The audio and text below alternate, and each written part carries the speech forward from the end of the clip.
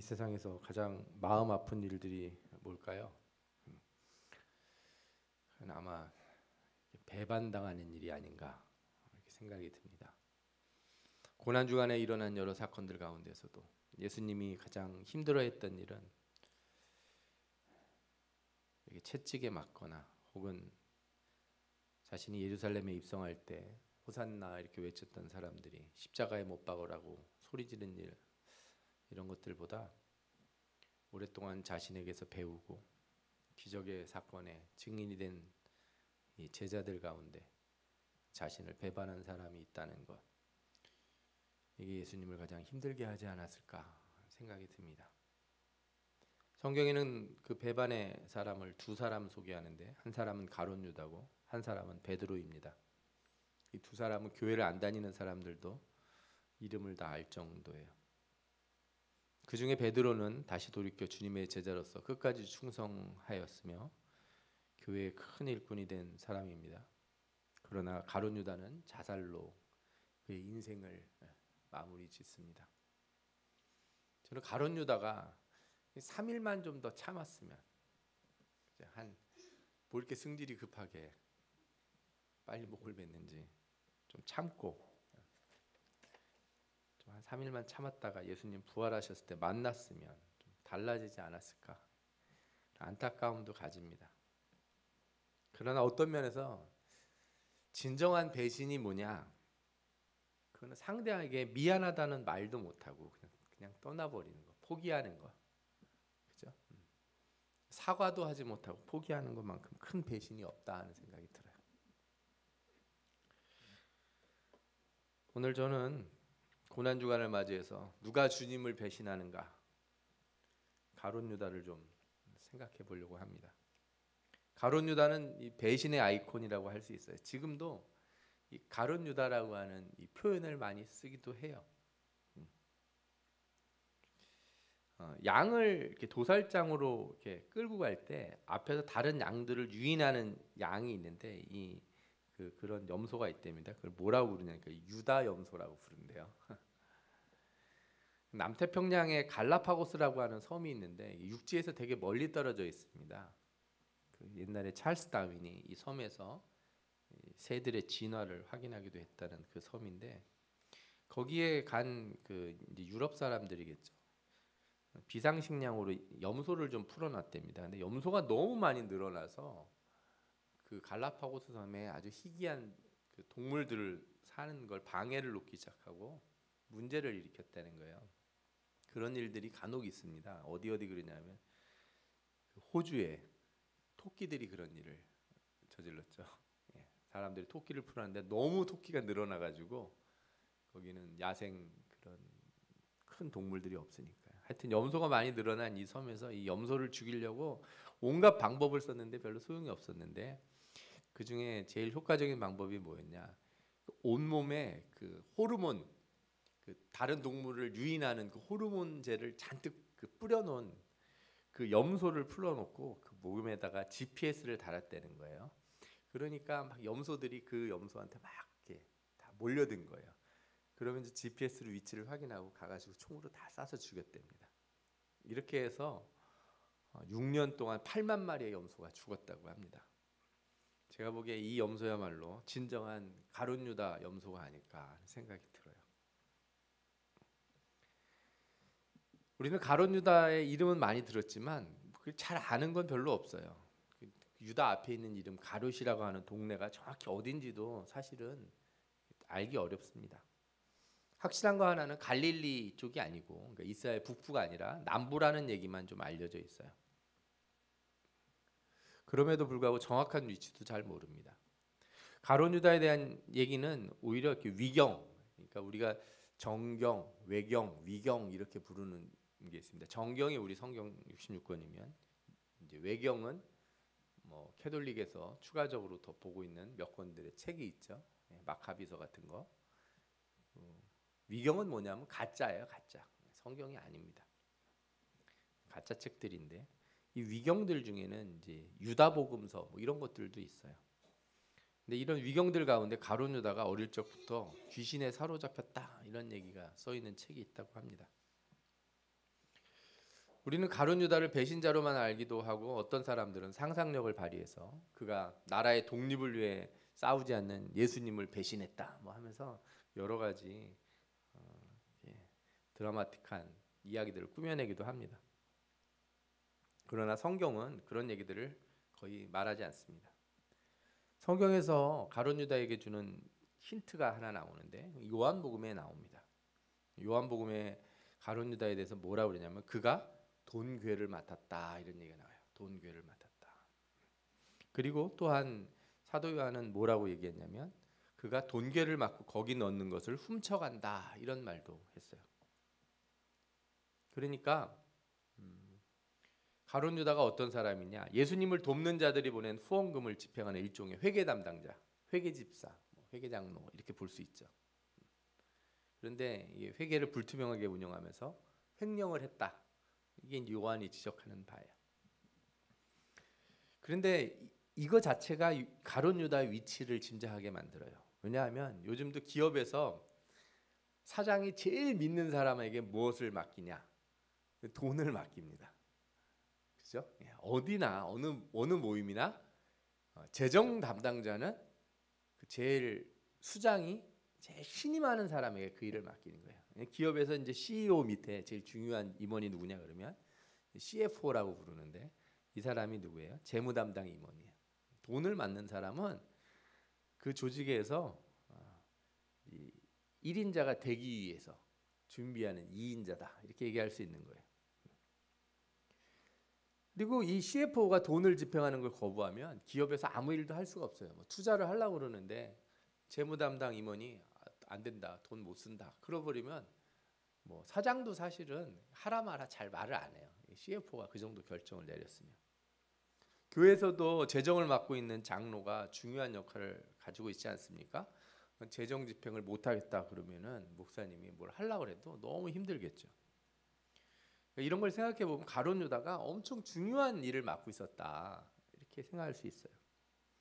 성경에는 예수님을 도운 사람들이 많이 나오는데 예를 들어 누가복음 8장에 보면은 뭐 귀신 들렸던 막달라 마리아라든지 헤롯의 청지기 구사의 아내 요한나, 수산나, 뭐 다른 여자들이 자기들의 소유로 예수님을 섬겼다 하는 말씀이 나와요.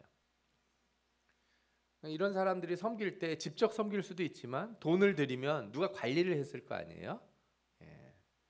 당연하죠. 예수님하고 12명의 제자가 다니는데 여러분들 12명의 사람들이 밥 먹고 살려면 어디서 묵고 자려면 뭐 돈이 당연히 있어야겠죠. 그걸 가룟 유다 관리를 했다는 거예요. 또 예를 들어서 병 고침 받은 사람들이 혹은 삭개오 같은 사람들이 은혜를 받고서 예수님 너무 감사합니다. 예를 들어 삭개오 집을 떠날 때 삭개오가 예수님 그냥 가십시오 빠이빠이 하고 말했겠어요? 손에 바리바리 뭐 싸들어 그렇게 이거 가실 때 좀 드시고, 요건 제자들하고 좀 나눠서 드시고, 요건 좀 돈이니까 또 필요하실 때 좀 쓰시고. 가난한 자들에게 나눠주겠다고 약속했던 삭개오가 예수님 가실 때 그렇게 안 했겠냐는 거예요. 그 분명히 했겠죠. 그럼 예수님이 그 누구에게 맡겨요? 베드로야, 네가 가지고 다 있어라. 이렇게 안 하고 그걸 나서서 자 일로 주세요. 한 사람이 누구예요? 가룟 유다예요. 가룟 유다가 다 관리를 했다는 거예요. 물론 성경에서는 예수님이 가룟 유다에게 그걸 맡으라 시켰는지 아니면 자기가 나서서 그거 복잡한 일인데 어부 이런 거 하던 당신들은 머리 나빠서 못하니 똑똑한 내가 하겠소 이렇게 가룟 유다가 손을 들었는지는 알 수가 없어요. 그러나 확실한 거 하나는 가룟 유다가 그 일을 맡았다는 것만큼 분명한 거예요. 그런데 성경에서 예수님이 뭘 하실 때 뭔가 이렇게 일을 하실 때 가룟 유다에게 뭐 시키는 얘기가 성경에 한 구절도 안 나와요. 유월절을 준비하는 일에서도 베드로하고 요한을 보내서 어떤 사람을 만날 텐데 그 사람이 다 준비해 줄 거다 이렇게 얘기해요. 돈을 가진 사람은 누구예요? 가룟 유다잖아요. 가룟 유다하고 가서 물건을 사고 이렇게 해서 유월절을 준비해라 이렇게 가르치질 않았다는 거예요. 예수님이 한 번은 이렇게 이 성전에서 온 사람들이 왜 성전세를 안 내냐 그럴 때 예수님이 성전세를 내야 되는 거예요. 한 세겔, 반 세겔씩 내야 되는 거죠. 사람마다 보통 한 세겔이 얼마냐 하면은 4일치 임금이에요. 한 사람의 4일치 임금. 그러니까 뭐 아주 작은 돈은 아니죠. 예. 근데 분명히 그 정도는 가룟 유다가 가지고 있었을 텐데 가룟 유다에게 돈을 받아서 성전세를 갖다 줘라 이렇게 얘기하지 않고 베드로에게 가서 물고기를 잡아서 입을 열어보면 거기 한 세겔이 있을 것이다. 그걸로 너하고 내 거를 내자 이렇게 얘기를 하시는 거예요. 제가 그거 보면서 생각이 들었어요. 아니 가룟 유다가 돈꾀를 맡았으면 가룟 유다한테 얘기를 하면 되지. 그거를 왜 어렵게 물고기까지 잡아서 그 입을 열어가지고 거기서 꺼낸 그 돈으로 하냐 이거죠. 이런 거 가만히 보면은 가룟 유다한테 뭐 시키기가 좀 껄끄러우셨나 봐요. 아니면 아주 그냥 짠돌이처럼 예수님 안 됩니다. 돈 얼마 없어서 이거 못 씁니다. 이렇게 얘기했을 수도 있고 요한의 말대로 돈은 많이 받았지만 다 딴 데로 횡령을 해서 가진 게 없어서 그랬을 수도 있습니다. 그런데 마리아가 예수님의 몸에 향유를 부을 때 요한은 그를 도둑이라고 비난했지만 예수님은 그런 비난을 가룟 유다에게 하질 않아요. 제자들이 다 아는 걸 예수님만 모른 척 했을까요? 그럴 수도 있죠. 이 가룟 유다가 돈을 맡았다는 일은 되게 신경 쓰이는 일이에요. 예수님이 어디로 가든지 머무르든지 다 그가 관여했을 가능성이 높은데 그게 보이지 않으니까 그렇고요. 또 제자들도 필요한 게 있을 때 누구한테 부탁을 해야 돼요? 가룟 유다에게 부탁을 해야 되는 거예요.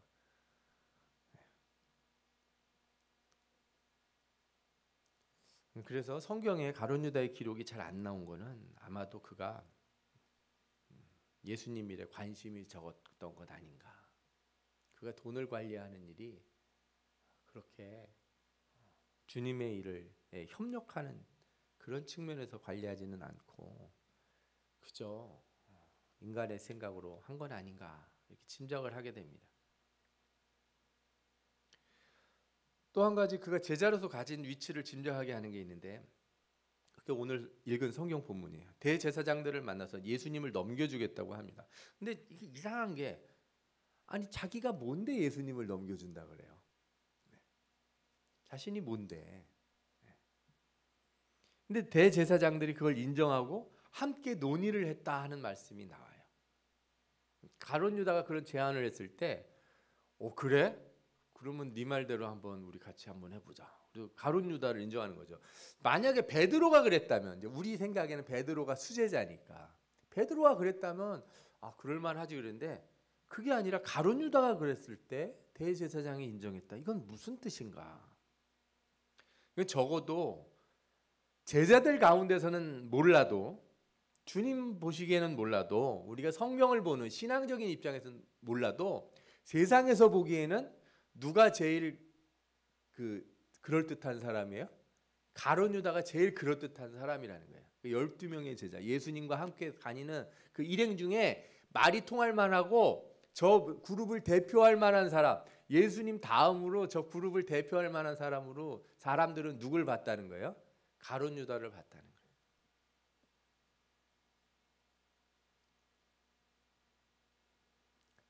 이게 마태복음 26장에도 나오고 마가복음 14장에도 나오고 누가복음 22장에도 나오는데 대제사장들이 다 가룟 유다를 인정하는 것처럼 나와요.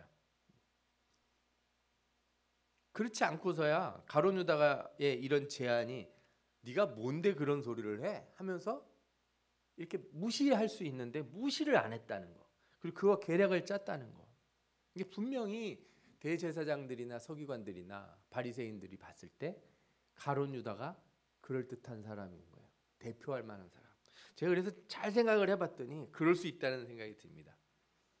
외부에서 예수 안 믿는 사람들이 교회에 무슨 일을 하러 왔는데 목사님 다음으로 누구랑 얘기하고 싶어 하겠어요? 부목사님? 뭐 전도사? 아닙니다. 재정집사예요. 재정 담당하고는 장로. 실제로 돈 집행을 할 수 있는 사람. 이 사람하고 얘기를 하려고 하지. 이 사람이 제일 의미 있는 사람이라고 하지. 다른 사람들도 물론 존중하겠지만 그래서 제가 보니까 확실히 당시 상황에서 외부적 관점에서는 돈을 맡고 있는 가룟 유다가 중요한 사람처럼 보여졌을 거예요. 자, 이런 말씀들을 쭉 생각해 보니까 가룟 유다가 다시 보이게 돼요.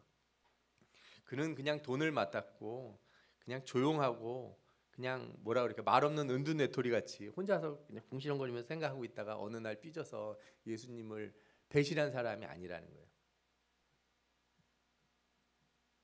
그는 베드로보다 더 중요한 위치에 있는 제자. 사람들이 보기에 예수님한테 무언가를 예수님을 도우려고 그러면 누구한테 가야 돼요? 가룟 유다에게 가야 되는 거예요. 대제사장이나 바리새인들이나 서기관들도 예수님과 함께 동행하는 일행들한테 말을 건네려면 누구에게 말을 걸어요? 가룟 유다에게 말을 걸었을 가능성이 높다는 거예요. 그런 가룟 유다가 예수님을 배신했다 이거예요. 여러분, 교회에서 중요한 일을 맡은 사람이 문제를 일으킬 가능성이 높다는 생각을 한번 해보실 필요가 있어요. 내가 중요한 사람이다 교회에서. 그럴수록 어떻게 돼요? 내가 조심해야 될 사람이구나. 교회의 중책을 맡을수록 직분이 올라갈수록 신앙이 더 올라가는 게 아니라 때로는 사람의 생각으로 어리석은 일들을 할 때가 생겨납니다.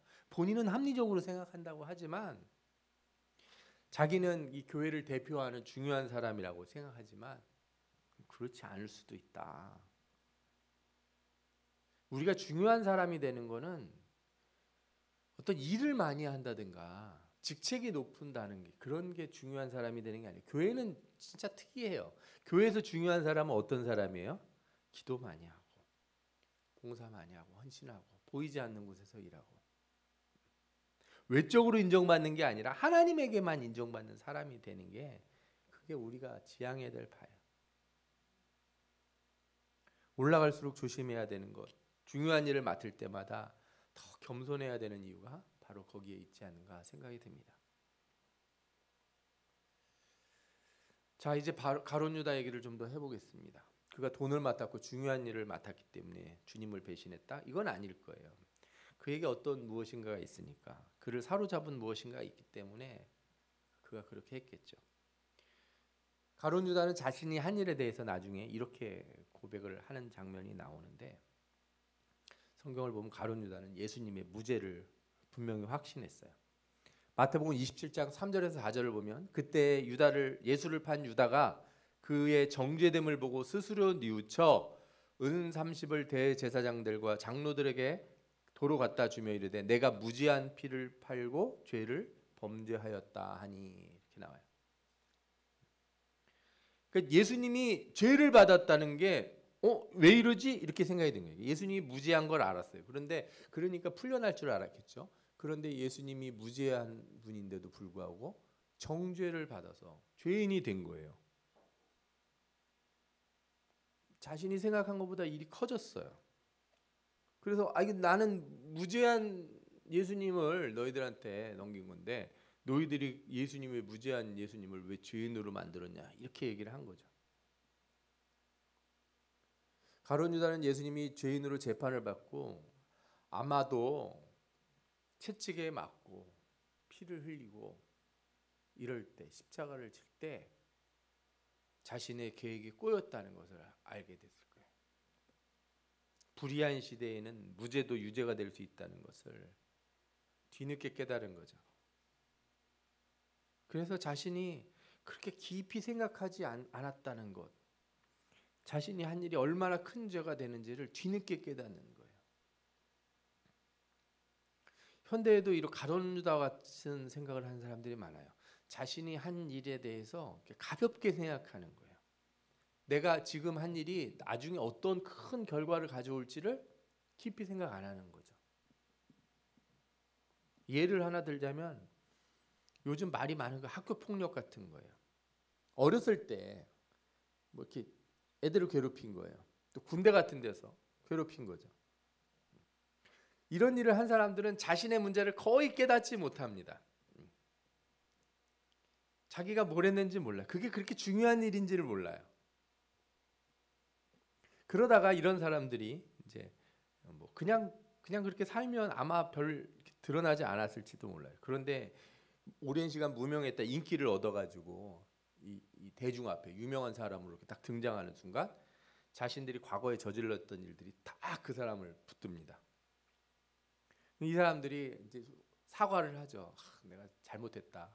어렸을 때 잘못했다. 근데 사과를 하는데 저를 너무 안타깝게 하는 표현이 있어요. 그게 뭐냐면은 얼마 전에 누가 그런 얘기를 했는데 자기가 폭력에 무지했다는 거예요.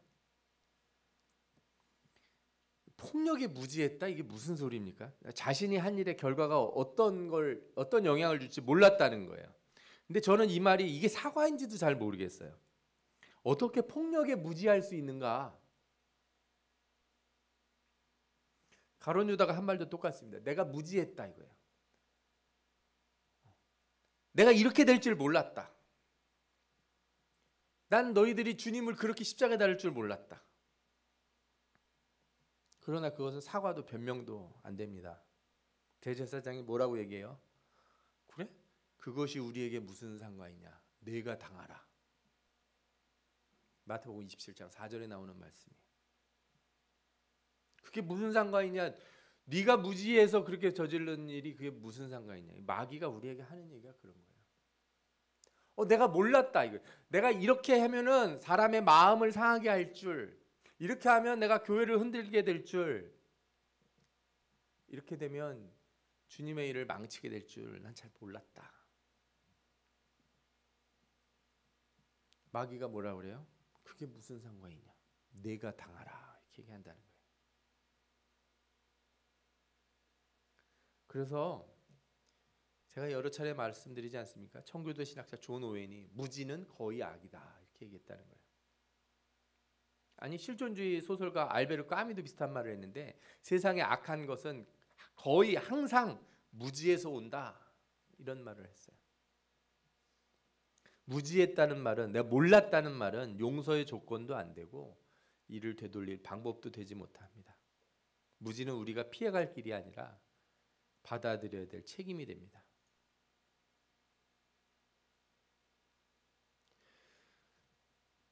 가룟 유다가 무지해서 이런 일을 했다고 자신은 주장하는데 그래도 저는 의문이 남습니다. 아니 그는 분명히 재정을 관리할 만큼 인정도 받고 돈을 횡령할 만큼 머리가 똑똑해요. 여러분 돈 횡령하는 거 머리 나쁘면 못합니다. 예. 세금 탈루하고 그러는 거 머리 똑똑한 사람들이 하는 거더라고요. 대제사장들과 거래할 정도로 담대한 사람이에요. 그런데 뭐라고요? 무지하다는 거예요.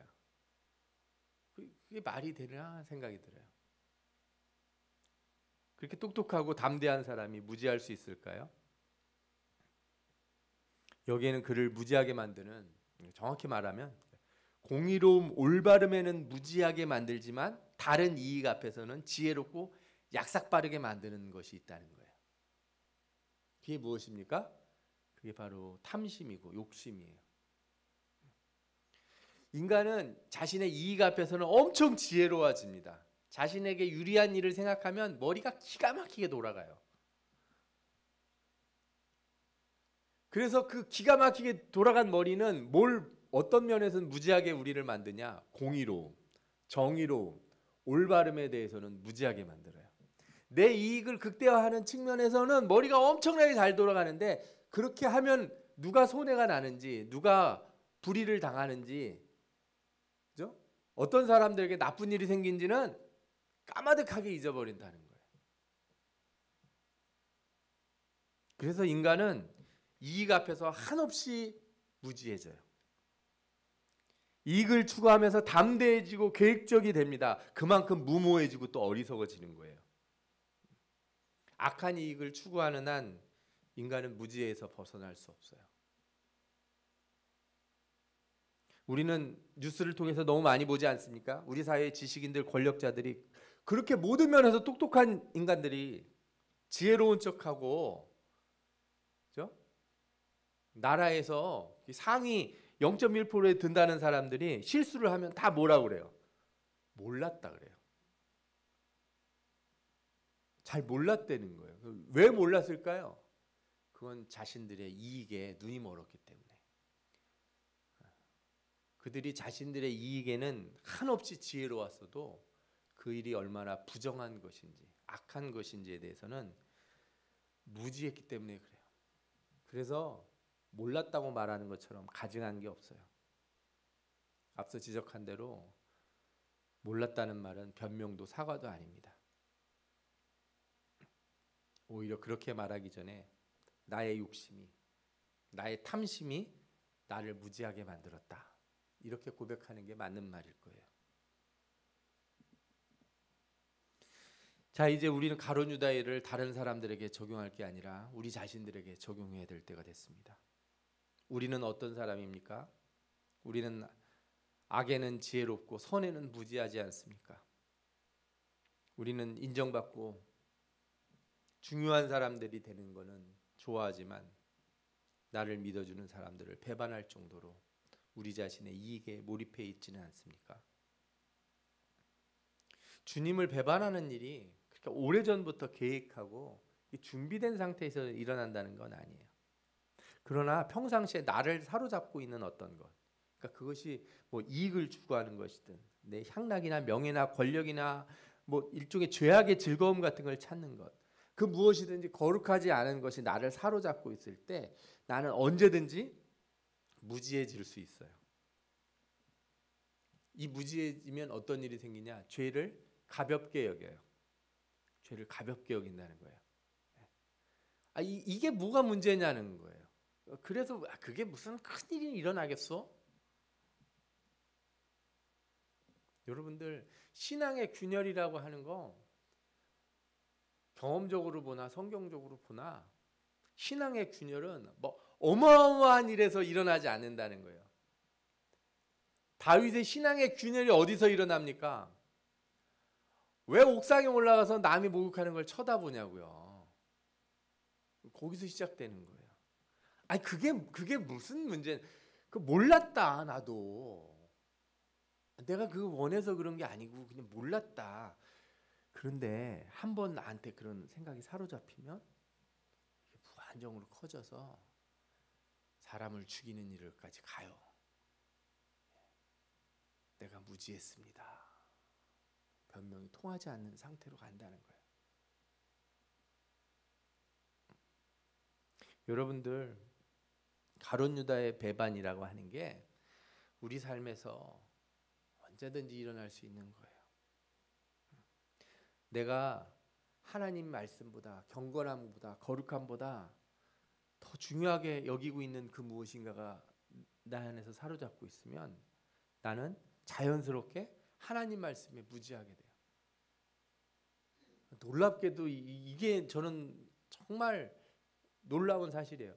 하나님 나라에 관심이 줄어들면 자연스럽게 세상에 관심이 크는, 나는 아니고 나는 세상에 관심은 원래 없었다 이렇게 말하더라도 그렇지가 않다는 거예요. 이게 이 둘밖에 없는 거라서 그래요. 하나님 나라의 관심, 거룩함에 대한 게 줄면 나는 모르는 상태에서 내가 인식하지 못한 상태에서 뭐가 올라가요? 불의함, 그죠? 죄악이 내 상태에서 올라가요. 그러니까 내가 이거를 내릴 때, 죄를 없앨 때는 방법은 하나밖에 없는 거예요. 뭐예요? 하나님 나라에 대한 관심, 말씀에 대한 관심, 경건함에 대한 관심, 거룩함에 대한 관심이 올라갈 때만이 뭐가 줄어들어요? 이 죄악에 대한 나의 성향이 줄어드는 거예요. 죄의 성향도 줄고 하나님에 대한 관심도 줄고 이런 건 없어요. 이런 건 없단 말이에요. 이런 게 있다고 생각하는 사람들이 누구예요? 저 세상 사람들이에요. 나는 하나님 일에 대해서 관심도 없지만 나는 악하지도 않다는 거예요. 그러나 성경은 뭐라 그래요? 그런 일은 없다. 그런 사람들은 다 심판대 앞에 가면 다 뭐라 그래요? 내가 이렇게 될 줄 몰랐다. 나는 무지했다. 여러분들은 선에는 지혜롭고 악에는 무지하시기 바랍니다. 하나님 말씀에 무지하고 공의에 무지하면 무엇이 선한 것인지 무엇이 참된 것인지 드러날 때 정말 비참한 자리에 가게 돼요. 이번 주님의 고난에 참여하는 길, 그 길이 무엇인가? 무지함에서 벗어나야 됩니다. 선함을 알고 악한 것은 그 모양이라도 버리라는 말씀을 따라야 합니다. 이번 한 주, 아니 살아가는 동안에 선함에 무지하지 않도록 애를 쓰셔야 돼요. 내 관심이, 거룩함에 관심이 항상 있어야 돼요. 말로만 그런 게 아니고 우리의 생각이, 우리가 막 이렇게 찾는 것이, 우리의 온 몸의 신경이 하나님 나라와 이 거룩함에 대해서 이렇게 막 몰입이 돼야 될 줄 믿습니다. 그런 자들만이 진정으로 고난에 참여하고 그리스도의 고난에 참여하는 길이 무엇인지를 알게 되고, 그리고 그 고난의 끝에 참된 구원이 있음을 발견하게 될 줄 믿습니다. 아멘. 여러분들 이 말씀을 귀히 여기시고 이번 한 주간도 주님과 함께 하시며 선한 것에 지혜롭고 악에 무지한 그런 사람들이 되기를 축원합니다. 아멘. 기도하겠습니다.